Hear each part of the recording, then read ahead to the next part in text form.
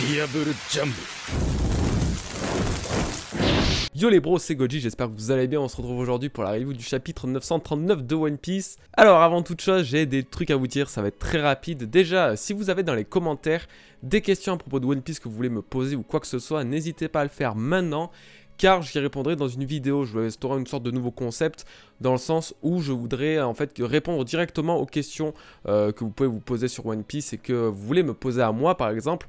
Donc il faudrait que ce soit pas trop long, il faudrait que ce soit surtout assez sérieux. Donc voilà, si jamais vous avez quelques questions qui vous tarautent sur One Piece et que vous voulez connaître mon avis, bien sûr vous voulez pas, ça vous aurez pas la vérité absolue, mais si vous voulez au moins connaître mon avis, voir ce que je peux partager avec vous, n'hésitez pas à me poster votre question en commentaire. Voilà. Ensuite, je tenais à vous remercier aussi de votre soutien sur Tipeee, c'est vraiment adorable, vous êtes les meilleurs. Si jamais vous avez envie de faire quoi que ce soit, de regarder une pub gratuitement ou quoi que ce soit, je vous laisse le lien de ce fameux Tipeee en description. Voilà, comme ça vous êtes notifié de ça. Et pour finir, merci aussi de vos retours sur la dernière vidéo du rouge. De ce que j'ai vu, elle vous a bien plu, donc ça m'a fait aussi vachement plaisir. Donc si vous voulez la voir, bah c'est pareil, je vous laisse le lien dans la description. Et voilà, c'est bon, l'instant pub est fini. Donc le chapitre 939 était pas mal, il était vraiment pas mal. Il y a des trucs... En fait, la première moitié, j'ai pas aimé, mais la seconde moitié, j'avoue qu'elle est assez costaud. Sur des points, elle est assez costaud. Alors, on reprend le chapitre sur Iori et Zoro. Bon alors déjà, Iori justifie aucunement le fait de dévoiler son identité comme ça à quelqu'un, à un étranger, à part justement qu'un étranger est arrivé au même moment que la rumeur que les Kozuki sont revenus aussi. Donc, ouais, bof comme moyen de justifier la façon dont Iori a de dévoiler son identité au premier venu.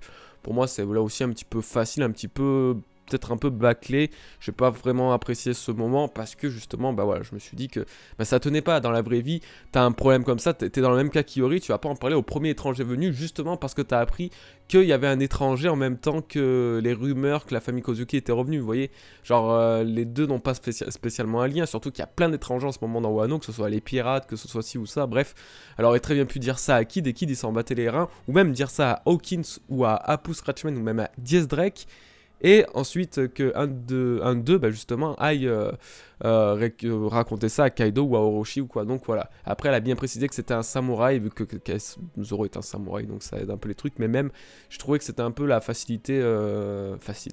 Alors Zoro parvient un peu à remettre les choses dans son esprit en ordre, et ça m'a fait rire parce que la façon dont il imagine Momonosuke et la façon dont Momonosuke l'imaginait quand il parlait du mot snatch et tout, c'est pas du tout les mêmes versions entre les deux. Voilà, ça m'a fait rire. D'ailleurs, il y a une petite coquille dans le chapitre, je sais pas si vous avez vu, mais la cicatrice de Zoro, en premier plan, en gros plan, elle a disparu.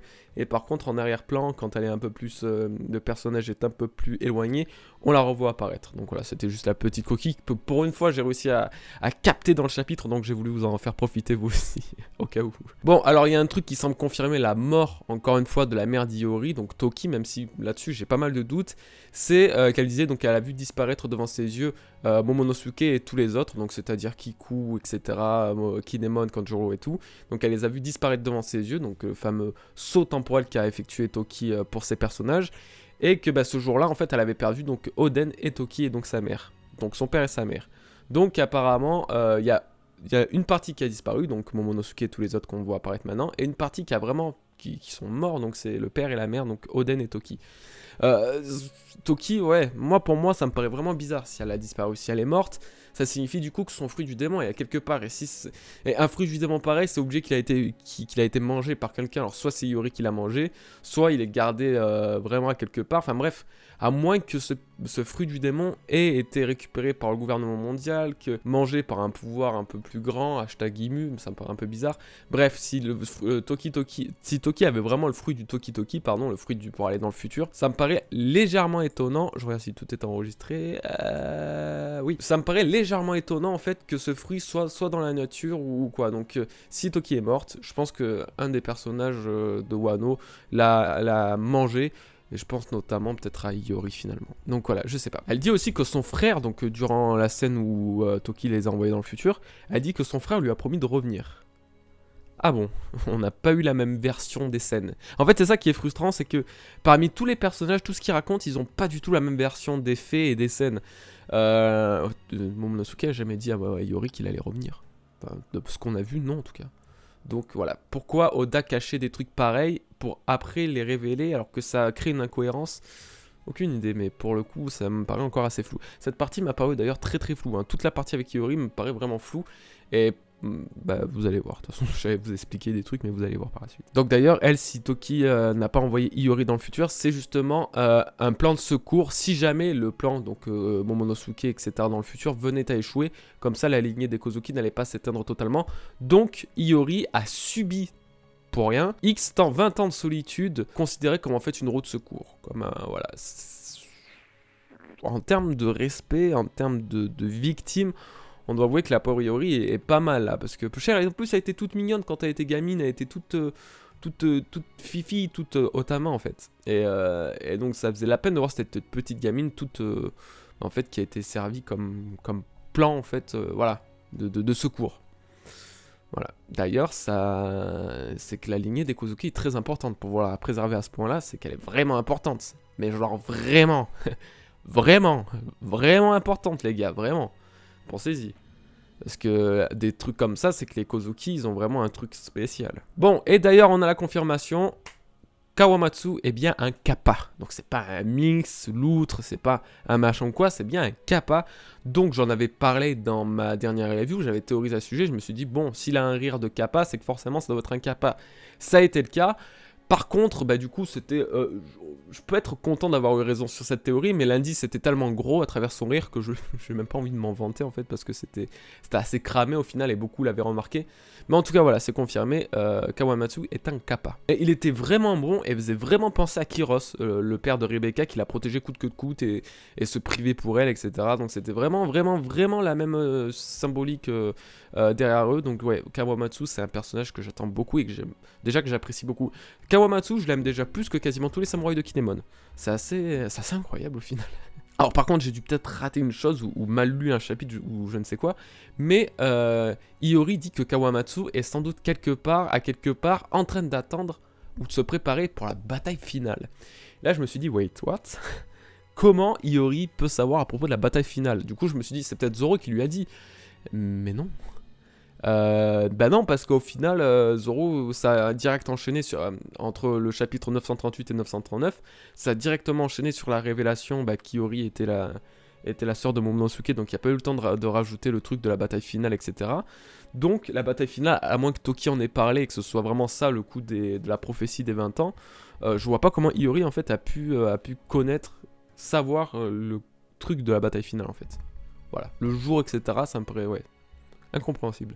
Bon, et là aussi, peut-être quelque chose que j'avais loupé, mais en tout cas, Nekomamushi et Nuarashi font même partie des 9 fourreaux rouges. Et c'est-à-dire que, finalement, on a vu 8 des 9 fourreaux rouges, il manque au final plus que Kawamatsu, qu'on n'a pas vu réellement, mais qu'on a vu quand même dans le manga, mais il manque plus que Denjiro. Et Denjiro, on ne sait pas qui c'est.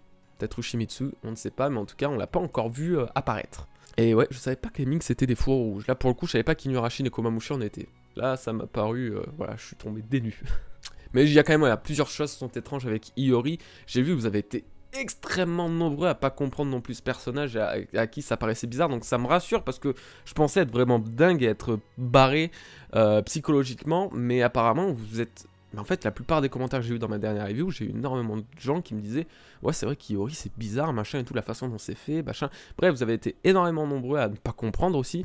Vous avez été vraiment nombreux, parce que énormément nombreux, bon bref, vous avez été vraiment nombreux à ne pas comprendre, et moi j'ai encore pas mal d'interrogations à propos de ce chapitre, parce que, je disais quoi? Déjà elle est pas du tout comme Komurasaki, il y a vraiment aucun rapport entre elle et Iori, et même si elle voulait jouer elle voulait jouer un rôle, ça me paraissait vraiment bizarre.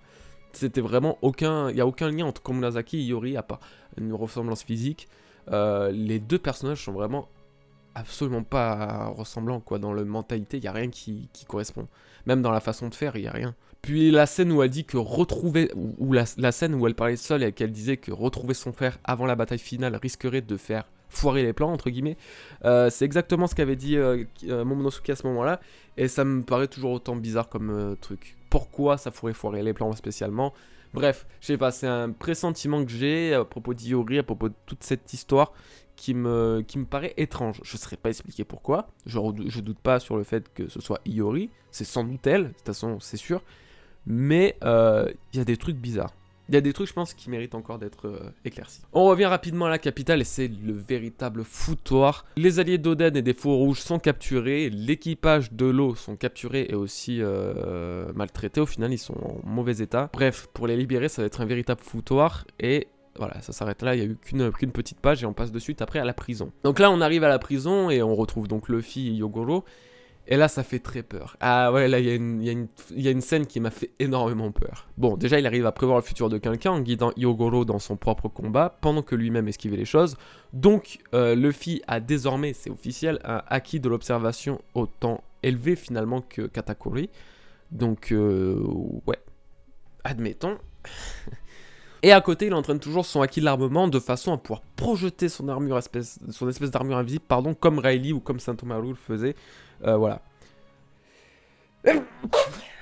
Ouf, trop d'émotions, pardon. Bon, et il n'arrive toujours pas donc à utiliser ce fameux acquis de l'armement avancé. Et là où j'ai peur, c'est que Luffy tient des propos incohérents. Luffy a dû boire pendant qu'il était dans cette prison, il a dû prendre des médicaments ou quelque chose comme ça, il doit être sous Prozac ou peut-être même un mélange de tramadol, je ne sais pas quoi, sûrement des opiacés, parce qu'il nous sort un truc du style, si j'arrive à utiliser le même haki qu'utilisait Rayleigh, je pense pouvoir être capable de percer la défense de Kaido. Oda, si tu arrives à faire en sorte que Luffy batte Kaido après 4 jours d'entraînement dans une prison pétée, je peux pas dire que j'arrête One Piece, même si ça arrangerait beaucoup de monde, mais je peux te dire que ça sera le moment de toute ton œuvre qui m'aura le plus déçu. Juste ça. Je ne suis personne pour juger la qualité d'une œuvre ou la qualité narrative ou quoi. Juste quand, de mon propre point de vue de lecteur, il fallait pas du tout mettre Kaido sur l'échelle que tu l'as mis en façon genre monstre invincible pour que finalement il soit battable par un haki en fait comme ça et par un Luffy qui était pas foutu de lui faire ne serait-ce qu'un brin de dégâts ou ne serait-ce même lui casser une corne à son full potentiel. Donc non, là pour le coup je vais paraître un peu condescendant, mais Oda, si tu fais ça, si tu fais en sorte que utiliser déjà le haki, déjà Luffy va l'utiliser très vite, ce haki de l'armement avancé là, admettons, vas-y c'est Luffy, de toute façon il a des capacités d'apprentissage ultra avancées, donc bref. Mais si tu me fais en sorte qu'il arrive à vaincre Kaido grâce à ça... Ah, mais moi, je sais pas. Dites-moi ce que vous en pensez. C'est fou. Bon, et là, après, pour la suite, on se concentre sur Yogoro. Parce que là, c'est la partie qui m'a le plus intéressé de tout le chapitre. Il explique du coup qu'à Wano, ils ont une technique liée au sabre. Et donc, dans le même style que le haki de l'armement, voilà, repousser la façon de truc que Luffy veut faire, eh ben en fait, ils peuvent transférer à leur sabre l'ordre, la volonté, ou même la puissance de couper le plus épais des métals, ou de ne pas couper justement le plus fin des bouts de papier. L'épée devient donc un seul être avec le sabreur. Et il s'agit d'une technique que Yogoro a appris d'un maître d'armes. Donc retenez tout ça parce qu'on va revenir dessus juste après. Là, je vous énumère juste les faits. Et donc, en mettant ses paroles à l'action, bah Yogoro est lui aussi possible, tout comme Rayleigh, donc de projeter son haki exactement comme Luffy voulait faire, ça tombe bien, de projeter son haki de façon invisible pour donc justement frapper son adversaire. Et ça s'arrête là. Bon, c'était prévisible que Yogoro allait savoir le faire. C'était teasé, c'était sûr à 100%, déjà que le haki de l'armement allait être éveillé au niveau de Wano, c'était une certitude. Parce que c'est le seul moment où Luffy pouvait réellement le faire, c'était lié au sabreur. Bref, c'était le moment vraiment parfait pour ce coup-là, il n'y a rien à dire. Par contre, cette technique qu'a utilisé Yogoro, etc., c'est quelque chose au final qui a été utilisé au tout début du manga par un personnage qui est pour moi le personnage contrôlant finalement le mieux le haki et qui a la plus grande des prédispositions au haki, et dont j'en ai parlé en plus il n'y a pas très longtemps, et c'est Zoro. Et là, finalement, ça prouve que Zoro, en termes de haki, il est loin dans le turfu comparé à Luffy et les autres. Pourquoi ? Parce que ce type, dans le chapitre où il a vaincu Mr. One, il a réussi à la fois à montrer des signes donc d'éveil de haki de l'observation, c'est-à-dire à anticiper la chute des gravats, donc voir un petit peu dans le futur, ce qui est l'éveil du haki de l'observation actuellement, ainsi qu'à donner à son sabre l'ordre, la volonté de couper une pierre comme du beurre, ou justement de ne pas couper le palmier qui était à côté de lui. C'est exactement ce que Yogoro venait de nous dire. Et donc, ça prouve que Zoro Déjà, il a le haki des rois. Alors là, je peux... Là aussi, c'est pareil. Je mets ma main à couper que cette théorie ne peut être refutée. Elle ne peut être que validée. Si ce mec a de telles prédispositions au haki, tu vas pas me dire qu'il aura pas le haki des rois. Bref, c'est pas le sujet. Donc on va se dire que 16-17 ans plus tôt, toutes les choses que vient de dire Yogoro, et donc qui sont d'actualité aujourd'hui à Wado et que Luffy a besoin pour progresser, et donc vaincre l'empereur. Bref, donc c'est déjà un truc de fou. Et là où ça me paraît aussi assez intriguant, c'est que Yogoro disait que du coup c'était lié, qu'il avait appris ça d'un sabreur, d'un maître d'armes, d'un épéiste. Il avait appris cette technique donc du coup de transmettre la volonté au sabre, etc. Sauf que cette même technique que Zoro a appris, bah, il a appris de Kochiro, donc le père de Kuina, et celui qui était au dojo sur East Blue. Et donc on en vient au fait que, bah, sans aucun doute, Kochiro a pu enseigner cette technique du coup à Yogoro, ou du moins, soit, alors, il y a plusieurs possibilités, soit c'est lui qui a enseigné, qui vient bien de Wano Kuni, donc Kochiro vient bien de Wano Kuni, et donc il avait enseigné cette technique à ses élèves, donc à certains samouraïs de Wano Kuni, soit il a été à la même école que Yogoro, et il a appris du même maître. Et donc Yogoro et Kochiro se connaissent parce qu'ils étaient confrères de sabre. Et du coup, en fait, il y a un maître d'armes qui avait appris ça à tout le monde. C'est peut-être Oden, j'ai pensé à lui au début. Soit c'était Oden, soit j'allais dire, ouais, Ryuma, mais Ryuma, c'est pas possible. Donc, voilà. Je sais pas si vous avez suivi 6 mois SCB, c'était assez chaud, assez intense, mais normalement, je pense que vous avez cerné. En gros, Zoro est un putain de malade au final. C'est celui qui a montré les premiers signes d'éveil de deux formes de haki, pour moi. Je pense pas me planter en disant ça parce que c'est dit noir sur blanc dans ce chapitre. Et puis non, c'était assez fou. Et bon, pour le coup de Luffy et Kaido, bah, ça me fait un petit peu peur. Je dois avouer que vous allez peut-être me prendre pour un gros connard, mais moi, déjà si Luffy il arrive à battre Kaido, quoi qu'il en soit, parce que Oda avait quand même dit dans une interview que après avoir mis un personnage gros aussi puissant que Kaido, il s'était dit bon, comment on va faire pour que Luffy le batte? Luffy ne peut pas le battre qu'avec un coup de poing simple. Il avait dit ça. Il avait dit il va falloir qu'on trouve une solution tous les deux. Donc Luffy et moi. Donc Luffy et Oda. Et si ça se finit comme ça, honnêtement, c'est le pire des trucs. C'est la déception absolue. Donc on va croiser les doigts. On va faire en sorte que Kaido, si il meurt, s'il est vaincu au combat, bref, s'il est battu, que ce soit pas grâce à un kill armement projeté comme ça, piou piou. Ce serait grosse déception pour moi. Donc voilà, je pense qu'on en a fini. Je vais regarder. Non, je pense qu'on a tout dit. C'est pas mal quand même, ça fait une bonne petite review. Donc j'espère que cette vidéo, voilà, j'espère que cette vidéo, donc du coup, vous aura plu les bros. N'hésitez pas à m'en faire part. N'oubliez pas pour les fameux commentaires, ça serait vraiment cool que voilà, que vous posiez des questions à propos de One Piece et tout, un peu pertinentes. Et comme ça, j'y répondrai à l'avenir dans une vidéo. Je pense qu'il y a moyen de faire pas mal de trucs. Et pour le reste, bah, je vous remercie de votre soutien. Arigatou gozaimasu. Je vous souhaite une bonne soirée, une bonne journée. Et puis on se dit bah, très bientôt pour une nouvelle vidéo. Passez un bon week-end et à bientôt les bros. Peace.